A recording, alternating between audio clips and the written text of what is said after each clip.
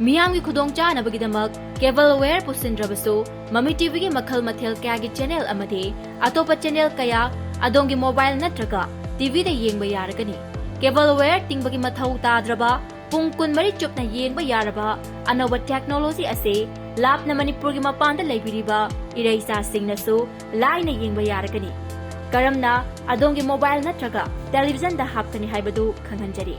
Ahanbada Play Store da changani. Play Store da changlaba matungda Mami TV network haina search tawraga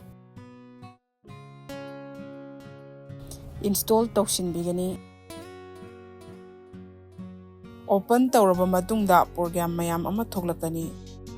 Makhagi right corner da leiriba button masida changbiraga sign up login thoglakani.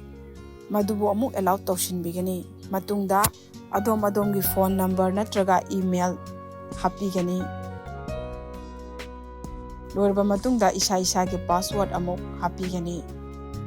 Matungda amuk login successful haina tharakani. Amukasu makhagi right corner da leiriba button aduda changbiraga subscription thaba asida amuk changbigani. Mami TV package thaba asida amuk changbigani. Asigi hek makhada yauriba buy now sida amuk changbiraga buy now for rupees 250 thaba asida amuk changbigani. Aikhoigi payment account GPay PhonePe thoklakani. Masida adom na apamba ama khanbiraga payment tawbiramgani. Ani shubagi subscription asina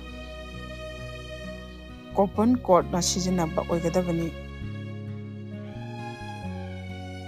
Coupon gi number adu mention biraba matungda coupon apply successfully haina tharakani. Masigi matungda akoina thoglakliba program sing asi short film yengningba singgidamakta more sida changlaga short film yengba yagani. TV series yengningba singgidamak TV series da nambigani. Live channel gidamakta start watching da changaga live yengba yaragani. Hena akupa marol gidamak 9233 577 337 da call tawbirau.